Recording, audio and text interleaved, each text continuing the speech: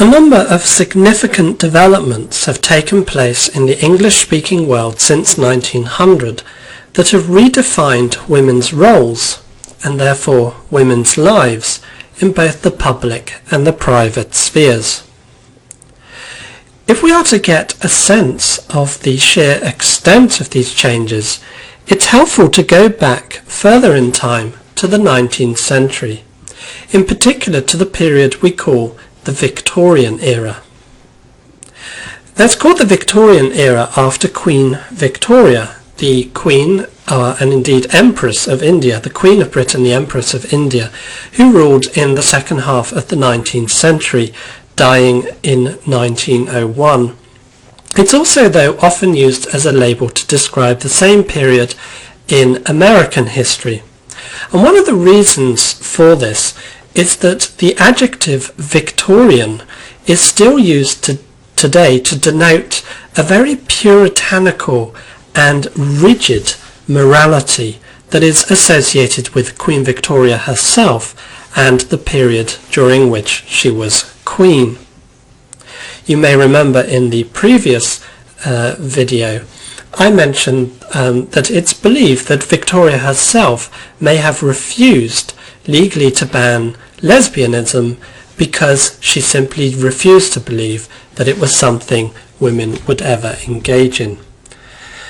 In any case, a figure to describe women that became very popular in the second half of the 19th century was the so-called angel in the house. Now this label for women, the angel in the house, is one that was coined by somebody called Coventry Patmore in a long narrative poem he wrote of that name and first published in 1854. And this was extremely popular, and from this point on the label angel in the house was frequently used. And quite simply, in his poem he describes the perfect woman, the ideal woman. And this is a woman who is defined primarily by her roles as wife and mother. And it's a figure that Virginia Woolf, one of our authors, feels that she has to tackle head on. She feels that she has to get rid of this notion, to debunk it, before she can become a writer. And this is something that she discusses in a speech she gave to a branch of the National Society for Women's Service in January 1931 called Professions for Women. And it's one of the pieces on our reading list. You may actually find it helpful to stop this video right now and reread that short speech, because in it she discusses her response to the angel in the house. If you turn, for example, to page 219 in the compendium, you can see that right in the third paragraph of her speech, Woolf discusses the angel in the house. I'm going to quote her now. She says, "I will describe her as shortly as I can. She was intensely sympathetic. She was immensely charming. She was utterly unselfish," and this is an important point. She lives for other people. "She excelled in the difficult arts of family life." So this is her role with the family. "She sacrificed herself daily. If there was chicken, she took the leg." In other words, she would let everyone else have what she regarded to be the nicer parts of the meat. "If there was a draught, a cold breeze coming into a room, she sat in it. In short, she was so constituted that she never had a mind or a wish of her own, but preferred to sympathize always with the minds and wishes for others. Above all, I need not say it, she was pure," so morally pure. "Her purity was supposed to be her chief beauty, her blushes her great grace. In those days, the last of Queen Victoria, every house had its angel." In other words, by the end of the Victorian period, this was the established vision of woman, the ideal role society had ascribe to women. And Woolf goes on to say that when she herself, as a young woman, started to write, in this case a review of a male novel, as soon as she picked up her pen, she was conscious of this figure hovering over her and basically telling her to say, well, really, first of all, what are you doing thinking of yourself as a writer in the first place? But since you're reviewing a book by a man, it's your job to say nice things about him, to please him, to accommodate him in some way. And then Woolf goes on to say, I now record the one act for which I take some credit to myself, though the credit rightly belongs to some excellent ancestors of mine who left me a certain amount of money. We'll see in the video on Virginia Woolf that she regarded it as important for women to have their own income or their own money if they were to be writers, but we'll come back to that. And because of this, though, because she had money, it was, and I'm quoting again, it was not necessary for me to depend solely on my charm for my living. I didn't just have to be nice to men to get by. I turned upon her, the angel in the house, and caught her by the throat. I did my best to kill her. My excuse, if I were to be had up in a court of law, would be that I acted in self-defence. Had I not killed her, she would have killed me. She would have plucked the heart out of my writing. For as I found, directly I put pen to paper, you cannot review even a novel without having a mind of your own, without expressing what you think to be the truth about human relations, morality, and sex. And all these questions, according to the angel of the house, cannot be dealt with freely and openly by women. They must charm, they must conciliate. So in other words, this is a very powerful figure that Woolf and other writers, thinkers, activists at the start of the 20th century had to confront and overthrow. And it's important that Virginia Woolf goes on to say that one of the reasons it was so hard to challenge this figure of the angel of the house is precisely because she wasn't real. She was a phantom. She was a part of the imaginary. She was always there, pervasive somehow. And that this was a real threat to the likes of Woolf, who wanted to express themselves in their own independent voice, or as a woman writer.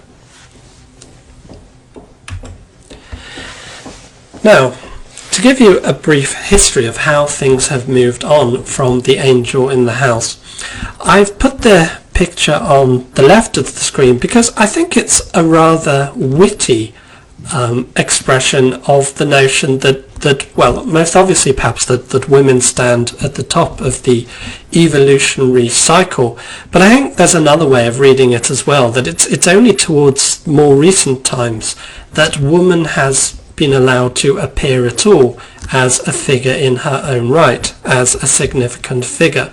It's only from the 20th century onwards that women have had some of the basic rights and experiences that men have enjoyed for considerably longer. But it does raise the question, this silhouette of what kind of person is this? What kind of woman has come to prominence as a result of developments that have taken place since 1900. And what I'm going to do now is I'm going to discuss some of the developments that have taken place in the four areas I have listed on the screen here: in politics, in law, in education, in science and medicine, all of which have reshaped and redefined the experience of being a woman in modern society. Primarily I'm going to be thinking of Britain and the United States, but I will mention other parts of the English-speaking world as well. And once I've done that, we will see then very clearly how things have very obviously improved for women during this period. But I just want to highlight how there is still quite a long way to go.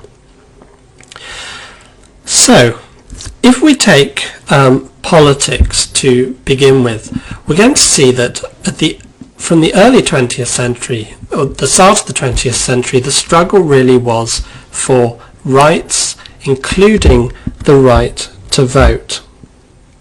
Now, at the start of the 20th century, at 1900, neither in Britain nor in the United States were women allowed to vote at a national level. The slight and this applied to the English-speaking world as a whole, the British Empire. The slight exception to this would be New Zealand.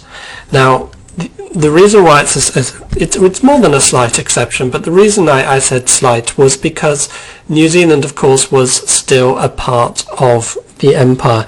But nonetheless, from 1893, women were allowed to vote in elections, federal elections in New Zealand. Although interestingly, they were not allowed to stand themselves as representatives in Parliament until 1920. Now, the other dates I'm going to be given, generally the case that women acquired the vote and the right to stand in Parliament at the same time. So Australia was slightly after New Zealand. That came in 1902. And then in Britain, women were allowed to vote with restrictions, which I'll come back to when I talk about Virginia Woolf, in 1918, although it wasn't until 1928 that they were allowed to vote on the same basis as men. Canada was also 1918, Southern Rhodesia 1990, and the United States, it was 1920 before women were allowed to vote on a national level. Other parts of the empire came later. South Africa, women were first allowed to vote in 1930, though of course this was restricted to white women. India and Pakistan, their women gained the vote in 1947, which of course is at the same time as those two countries acquired their independence. So the early 20th century is of course very important politically because it's the time when women finally have access to the vote, or what's often more technically called to suffrage. And that's what the term suffragettes means. It means people fighting for the right for women to gain the vote. So politics, we've seen major developments there. What about the law? Well, as we'll see when we come to Virginia Woolf, she was very occupied by the right of women to own property, and certainly she was very vexed with the issue of women having the right to keep the money that they themselves had earned. And this too had been a long time in coming. Although in most places in the English-speaking world it had been pretty much established by the end of the 19th century that women did have right to own their own property and to keep their own earnings. In the UK, though, this didn't happen until the 1880s, so very recent. In the US, it was more a state-by-state matter. Usually from the 1840s onwards, laws were enacted that gave women some rights over property, but usually with the proviso that they were only allowed to hold them for as long as their husbands were incapacitated for some reason or another. So the right to own property has seen major developments at the start of the 20th century. And then of course there are rights over one's own body. It's interesting to note that the term birth control seems to have only entered the English language in 1914.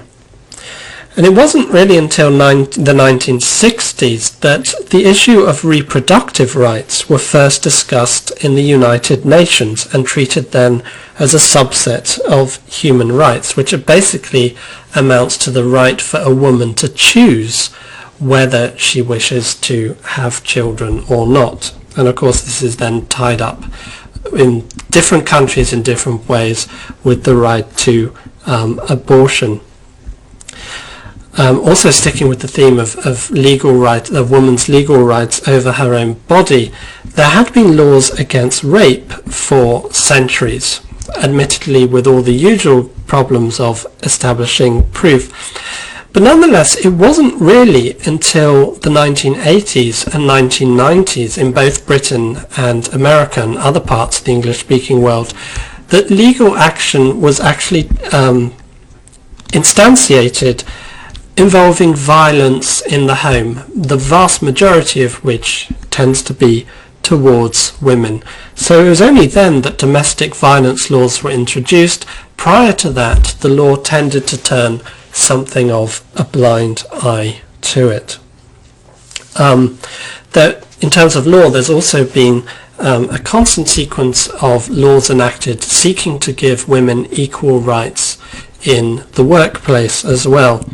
In Britain, it was 1919 that the professions were finally open to women. They were finally allowed to be politicians, doctors, vets, and these kinds of things. But it's been a long process, and both in Britain and the United States, a whole sequence of laws have had to be enacted to try to prevent discrimination on the basis of sex. You got important legislation in the United States there in the 1960s. The Sex Discrimination Act in the United Kingdom in 1975 to try to ensure that companies would not refuse to employ someone because she happened to be a woman. And there have also been equal pay acts as well, although the evidence today is still very clear that women doing the same jobs as men still tend to earn less in the English-speaking world. So we can see there that there have been great advances in legal protection that women can appeal to as well. What about education? This is something that's also very important to women writing at the start of the 20th century, access to education. It's a particular concern of Virginia Woolf's, because at the time she was writing there was very unequal access to education, not least at the university level. If we take Oxford and Cambridge, for example, these are very old universities going back hundreds of years. The first women's colleges did not appear until the second half of the 19th century. And these were much poorer than the male colleges, and they were not for a long time allowed to offer degrees on the same level as the male colleges. In fact, when the ones in Cambridge tried to achieve this, there were massive riots and protests by the male staff and also male fellow students. So actually these women's colleges in Cambridge did not get accepted properly by the University of Cambridge until 1948, as late as that. Oxford was the first of Oxford and Cambridge to allow women to take degrees on the same level of men, but even that didn't happen until 1920. The University of London was before them, and from 1878 it had admitted women to its classes and allowed them to take degrees. But you can see then this is all very recent at the start of the 20th century and still had great strides to take. It's interesting, and this is a point to which I'll come back to. Now, of course, in the English-speaking world, as well as much of Europe and Scandinavia, at schools and universities, girls and women are doing considerably better than boys. There's even a comment in a work by Virginia Woolf that this perhaps is what men are afraid of, and that's why they were opposed to giving women equal access to education. Of course, there have also been many developments in science and medicine that have also had an impact on women, their private lives, and the kind of jobs and work experience to which they can have access. It's raised the question of it's made it easier not to have children, of course, but it's also made it easier to make the choice over when to have children, which obviously makes career possibilities much better as well. So if we look at these four areas of politics, law, education, science and medicine, in all of them there have been very definite advances, developments that have dramatically shaped women's experience in the world. We shouldn't be under any illusion, though, that these journeys have been completed and that women stand in all cases equal with men in these 4 areas. If we take politics, for instance, it is still the case that there has as yet never been a female president of the United States. If we take Britain, there has been 1 female Prime Minister, Margaret Thatcher. But not only is she the only British Prime Minister who's been a woman, but she's the only leader of a major political party that has been a woman. There are slight exceptions now to the degree that the leader of the Scottish National Party is a woman, also the leader of the Green Party is a woman, but in the greater scheme of things, in terms of the seats they can command, these are not major parties that cover the whole of the United Kingdom. And the problems facing women politicians were shown up recently by the recent election for a leader of the British Labour Party. If you were following events there, you will have known that there were 4 candidates, 2 of them men, 2 of them women, and this looks, and indeed was, healthy. But it's very notable that the 2 female candidates received the kind of questions and challenges that were not addressed to the men. One of the women, for example, has not got any children, and she was constantly asked, why not? The other one does have a husband, and she was often accused of being under the control of her husband. Her husband had also been a Labour MP, was a rather unpopular one, and it was charged that she would be controlled too much by him. And of course there were constant references throughout to the manner in which the 2 of them dressed, which was not really considered in the same way for the men. In fact, there was a study conducted in the United Kingdom shortly after the 2010 United Kingdom election, and this showed that much more, when it comes to female politicians, much more attention will be paid to their appearance than to their policies, and at the same time they were less likely to receive significant coverage than men on the major news networks. So just to summarise this then, I think it's telling that if we consider that in the United Kingdom Parliament at the moment there are 650 MPs in total, 650. Of these, 459 are currently male, 191 are female. That means women represent about 29% of the House of Commons. It's worth noting that in both the United States and Britain, women make up a little over 50% of the population. If we turn to American politics, I've already said that there has yet to be a female president. Well, if you take the Senate, there are 100 senators, 80 of them are men, 20 of them are women. In the House of Representatives, meanwhile, there are 435 seats to fill. Of these, you will not be surprised to hear, 351 are men, 84 are women. So despite representing over half the population, there in the House of Representatives, 19% are women. There's a similar story if we move into the law. There are currently 9 US Supreme Justices. 3 of them are women. And I would imagine that's about the best the percentage has ever been. Recently, the United Kingdom, in 2009 in fact, established its own Supreme Court. And so far, 20 lawyers have sat on it.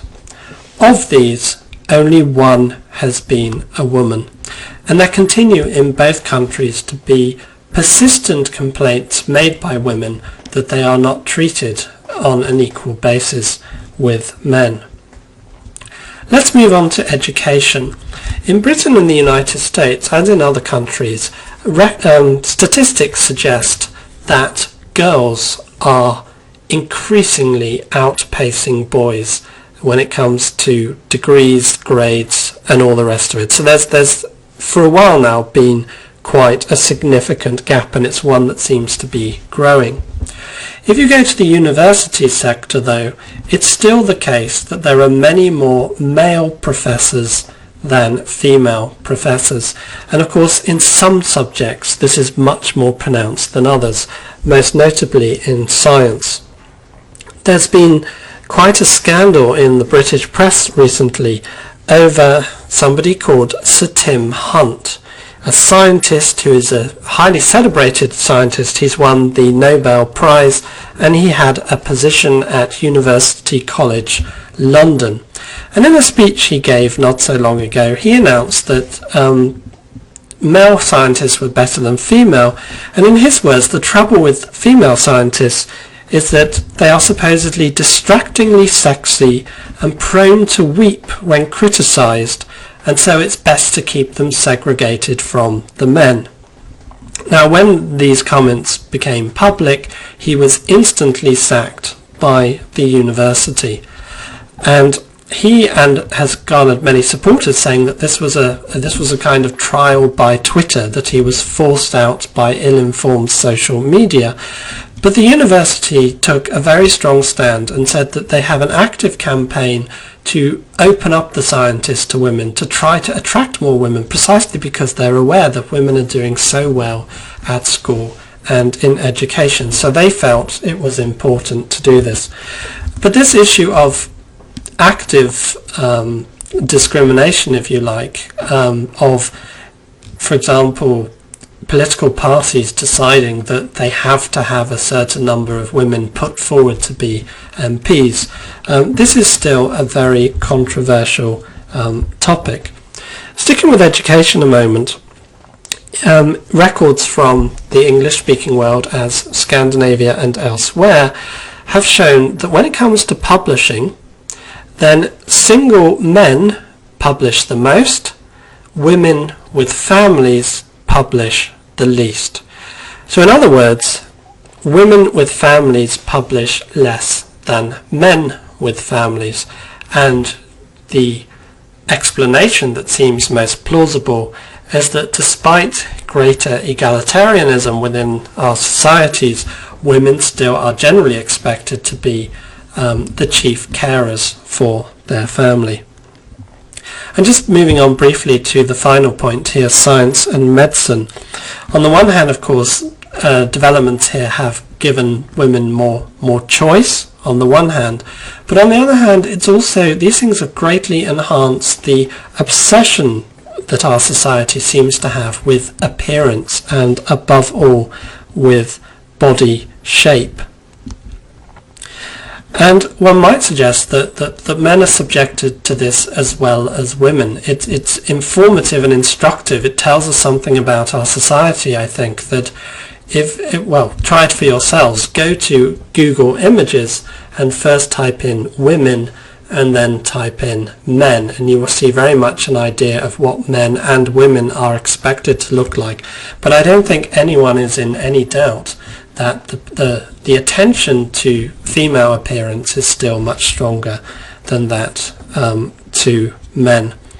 So in other words, a number of activists, feminists and others would say that, okay, we've come a long way since the start of the 20th century, but the basic claim of women writing around that time that they were living in a patriarchal society is still broadly